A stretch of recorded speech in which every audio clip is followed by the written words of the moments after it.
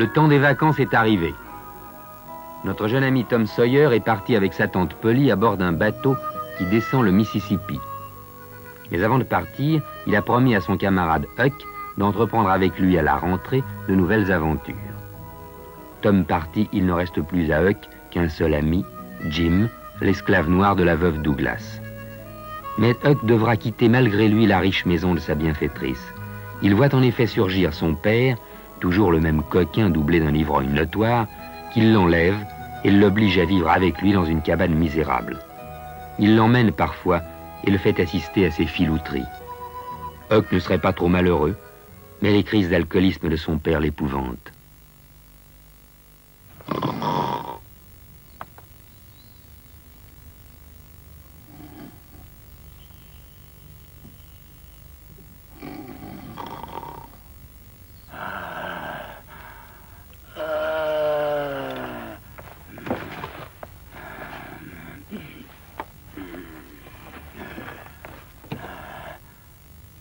Voilà, ange de la nuit. Papa, c'est toi. Qu'est-ce que tu ange fais, de la papa? nuit. Je t'aurai. Je sais, pour que tu ne puisses plus t'en prendre à moi. Ah, mais je suis Huck, t'as pas, tu entends? C'est toi. Je suis Huck, le pauvre Huck. Je vais te couper le cou.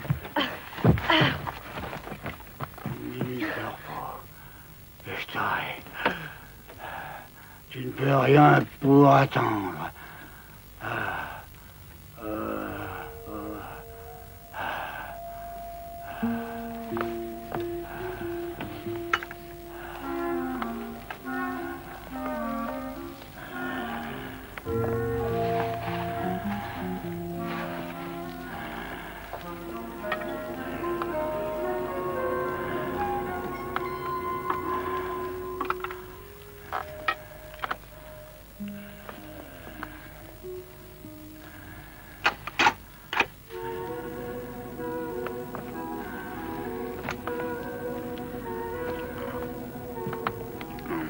Si le vieux Finn avait recommencé, Huck aurait peut-être tué son père. Toute sa vie, il devait revivre cette nuit-là avec épouvante.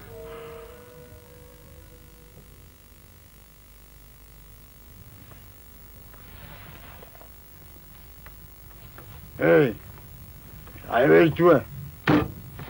Debout là-dedans. Qu'est-ce que tu fais là avec ce fusil? Il y a quelqu'un qui a essayé d'entrer. Alors, j'ai pris la garde. Eh ben, pourquoi tu m'as pas réveillé? J'ai bien essayé. Allez, debout, et va voir aux lignes. Faut voir s'il y a du poisson.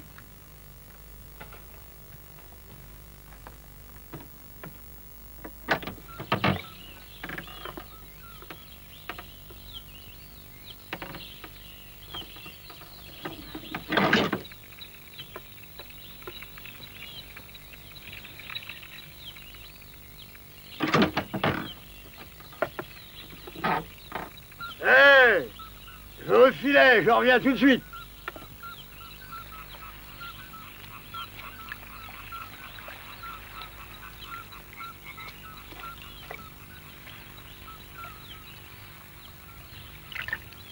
Soudain, Huck vit venir un canoë qui avait dû se détacher et qui flottait à la dérive. Sa hauteur sur l'eau indiquait qu'il était vide.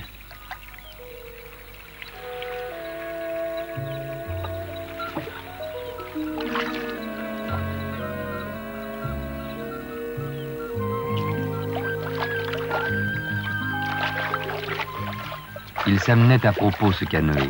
Huck n'avait aucune envie de revivre une nuit comme celle-là.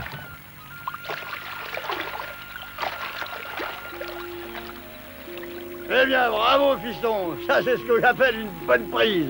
Ce canot, il vaut bien dans les $10.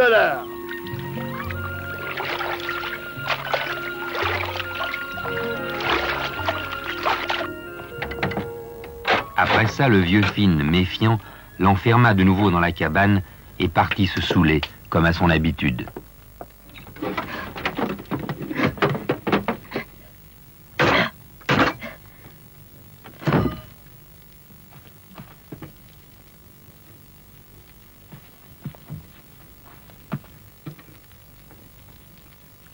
Huck n'avait plus rien à manger et presque plus d'eau à boire. Il avait constamment devant lui l'image de Joe l'Indien, mort de faim derrière une porte qu'il n'avait pas pu ouvrir. C'était comme ça qu'on l'avait trouvé, couché, mort, enfermé.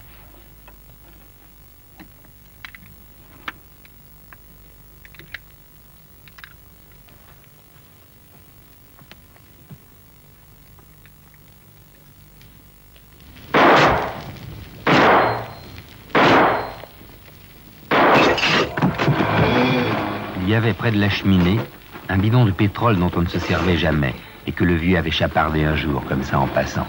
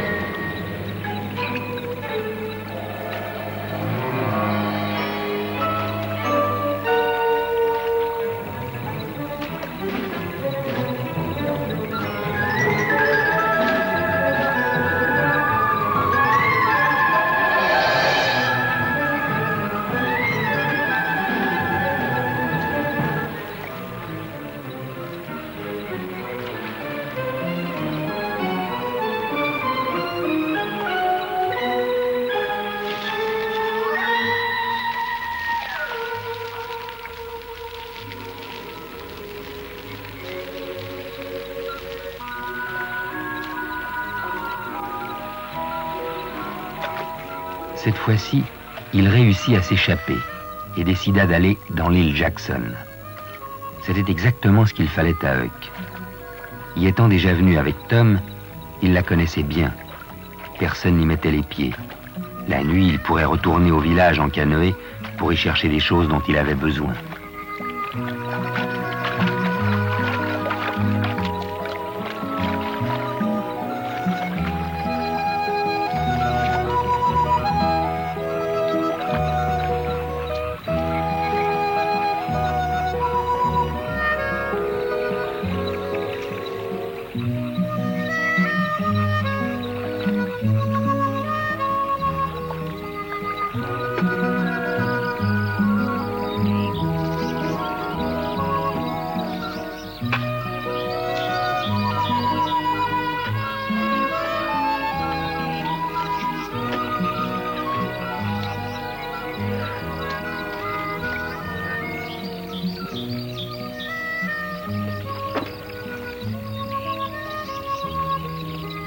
Huck s'était allongé pour se reposer, le nez au ciel. C'était la première fois qu'il le regardait comme ça, le ciel, et il avait l'impression de nager dans l'espace. Huck ne manquait pas de nourriture. Il n'était pas mal, mais un peu seul.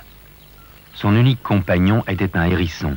Il avait envie quelquefois de le caresser par amitié, mais on ne caresse pas un hérisson, et il se sentait de plus en plus seul.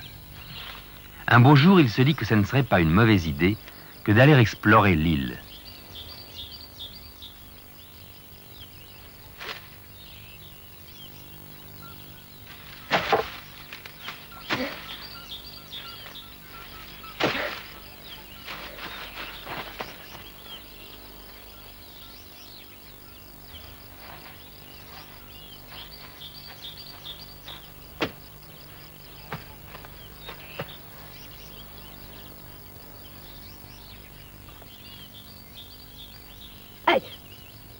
Son cœur sursauta. Il n'était donc pas seul dans l'île. La première idée qui lui vint, c'est que le vieux était à ses trousses. Huck s'en fit l'aveu à lui-même. Non, ça n'était pas le courage qui l'étouffait.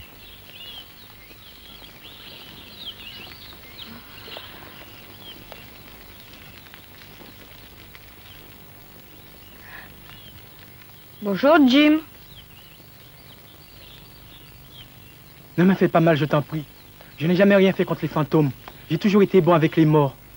J'ai toujours fait ce que je pouvais pour eux. Retourne d'où tu viens, retourne près des autres esprits. Ne fais pas de mal au pauvre Jim. Jim a toujours été bon avec toi lorsque tu étais encore vivant. Mais je suis pas mort, idiot. Qu'est-ce qui t'a fait croire ça? Pas mort? Les esprits, c'est transparent, non? Regarde-moi. Est-ce que je suis transparent? T'as pas brûlé? Tu trouves que j'ai l'air roussi? Et alors, la cabane? La cabane, t'as pas brûlé avec? C'est ton vieux qui l'a raconté partout. Principalement au juge pour pouvoir toucher l'héritage. La cabane? C'est moi qui ai mis le feu. Et je me suis sauvé après. Oh oui, Huck. J'aime mieux ça. J'aime mieux ça, tu sais. Huck était bien content de n'être plus seul.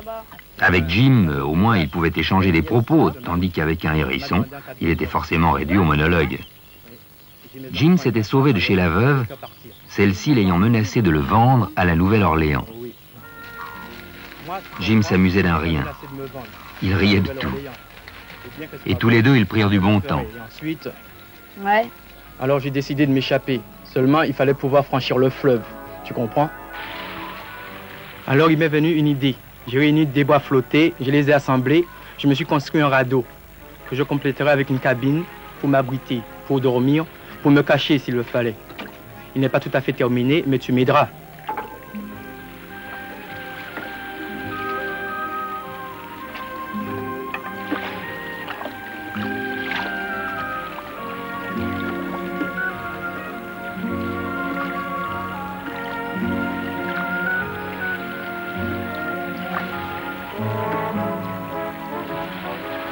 On a de la chance. C'est pas un beau radeau, ça? Il y a encore beaucoup à faire. On arrivera bien à le mettre d'aplomb. Tu verras, c'est facile. Il suffit de serrer l'amarrage, de réparer le gouvernail. Au milieu, on se fera un petit wigwam avec un feu. On sera rudement bien sur notre radeau, c'est moi qui te le dis. Now I could cry, where's our Savior? Now I cry, where is my Savior? Good Lord, can this be the end? I sing to him, begging mercy.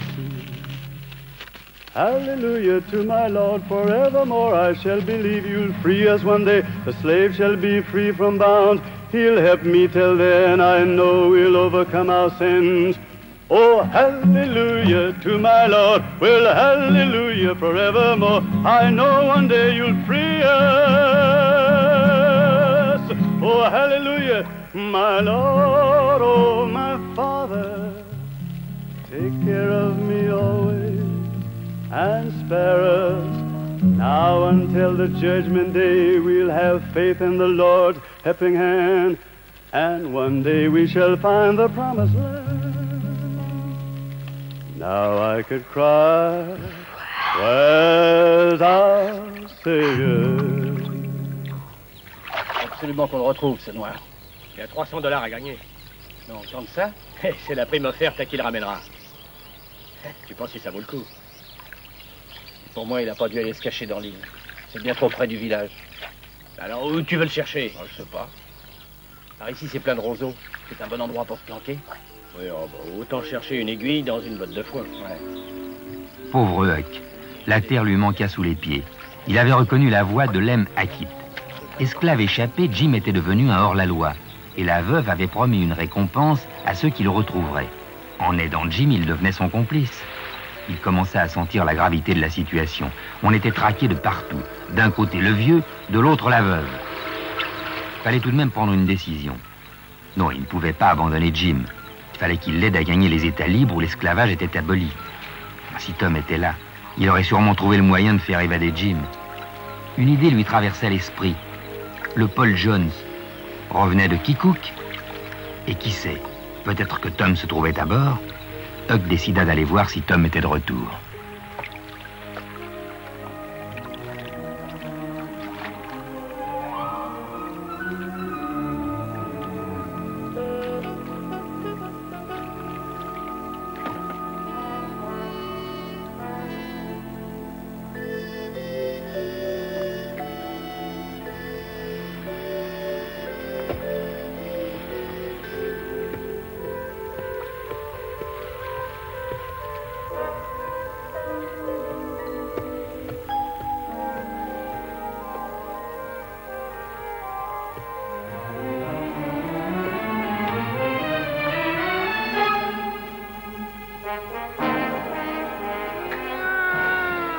Eh bien non, Tom n'était pas revenu.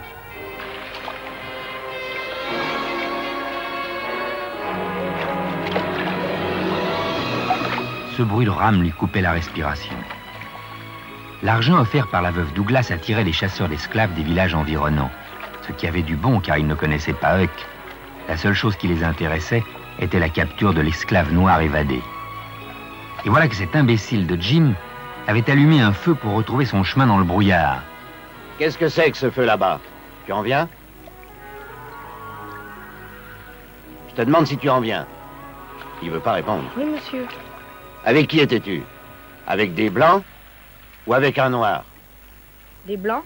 Ah oui, il vaut mieux vérifier. D'accord. Formidable, parce qu'on n'arrive jamais à marrer notre ado. Papa est malade, maman est malade et Marie aussi. Et tous les gens se sauvent chaque fois que je leur demande de nous aider. Et pourtant, il faut aider son prochain. Mais au fait, ceux de ta famille, de quoi sont-ils malades? Vous savez, rien de bien particulier. Mais de quoi?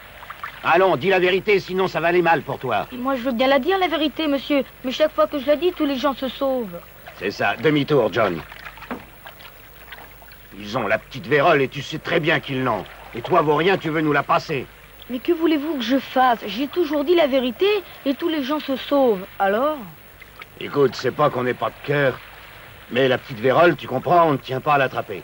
Un conseil, mon garçon. Une autre fois, tu répondras qu'ils ont mangé du poisson pas frais. Tiens, voilà une bonne pièce. Tâche de la saisir au passage. Attends, Parker. Tiens, en voilà une autre et bonne chance.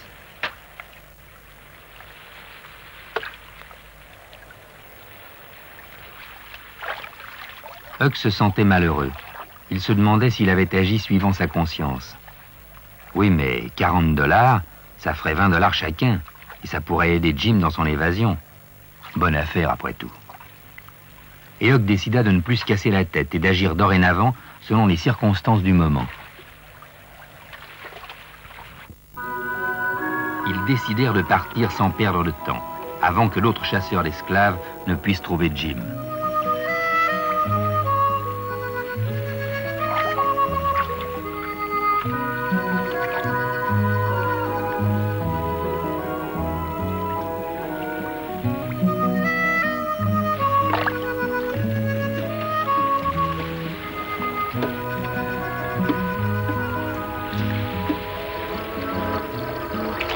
Un bateau! Il vient vers nous. Il arrive parfois que le bateau à roues passe le plus près possible du radeau, exprès. Et quand la roue grippe le gouvernail du radeau, le pilote sort la tête et rit de la bonne blague qu'il vient de faire. N'aie pas peur, Huck. Il ne nous passera pas dessus.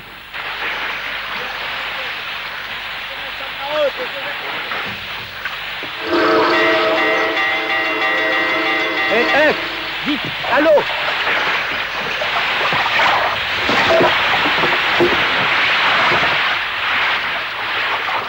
Huck plongea aussi profond que possible pour que la roue du bateau ne puisse pas l'atteindre, lui.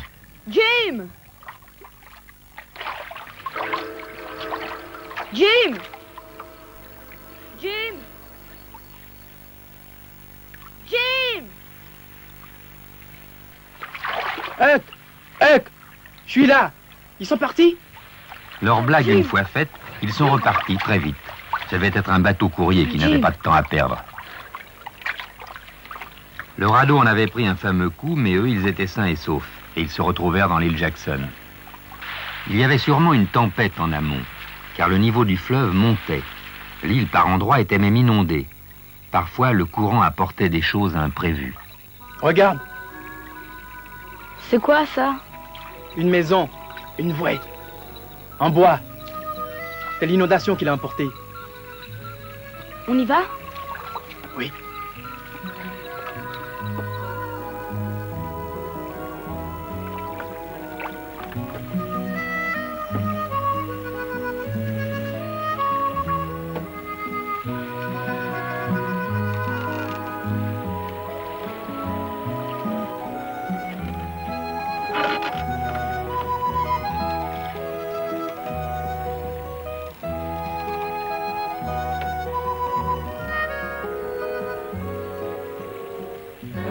Hé, vous là-bas.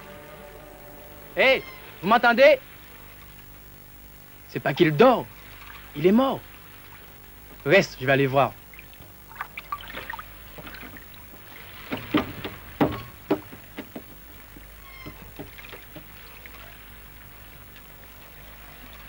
Oui, c'est un mort, ça. On lui a tiré une balle dans le dos.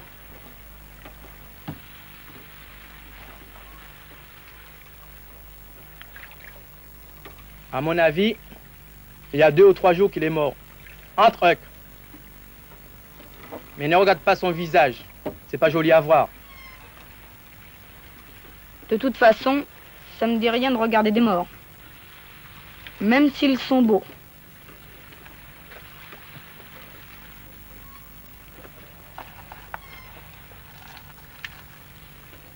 Ah, Voilà une hache pour réparer notre ado. d'accord. Allez, viens m'aider.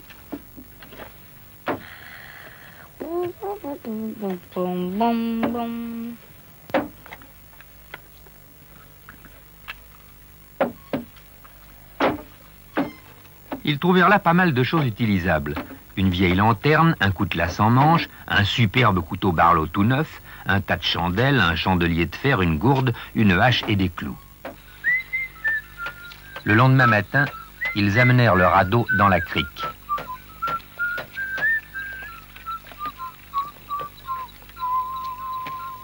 Tu vois, Hucky, je vais remettre le bateau en état de marche pour descendre le fleuve, jusqu'aux États libres où il n'y a pas d'esclaves. Et là, je travaillerai, je cueillerai du coton. Avec les économies que je ferai, je racheterai ma femme et mes 2 enfants. Et si la veuve veut pas me les vendre, je les ferai voler par quelqu'un d'autre. Avec l'argent, ce sera facile. Tout est facile avec de l'argent. Ainsi, Huck et Jim repartirent en faisant cette fois-ci attention au bateau. Ils avaient chacun 20 $ en poche. Cet argent allait leur permettre de gagner les États libres. Pour Jim, l'esclave noir, la liberté, c'était quelque chose de précis. Mais pour Huck, le petit blanc, c'était différent. Sa liberté à lui, qu'est-ce qu'il allait en faire? Il ne savait pas encore très bien. Vite, Jim! Vite, cache-toi dans la cabine! Tiens le gouvernail. Le bateau qui les croisait, c'était le Paul Jones. Peut-être que Tom se trouvait à bord. Pourquoi pas, c'était la fin des vacances. Mais il n'y avait pas beaucoup de monde sur le pont, et en tout cas, aucune trace de Tom. Dommage. Huck aurait tant voulu le revoir une dernière fois, son ami Tom. Il y a un radeau qui passe avec un gars tout seul dessus. On dirait que c'est Hucky. Hucky? Mais oui, j'en suis certain. Oh, là, qu'est-ce que tu racontes?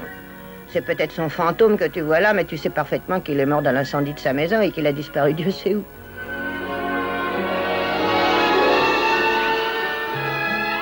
Dame! Si tu veux encore gagner, il va falloir faire attention.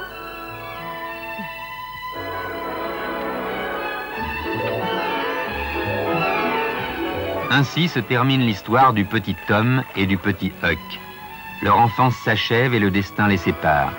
Mais les 2 hommes qu'ils seront demain auront beau peut-être ne plus jamais se revoir, ces premières aventures illumineront souvent leurs souvenirs et les rapprocheront encore, parfois en rêve. Tom et Huck, malgré tout et contre tout, resteront copains jusqu'à la mort.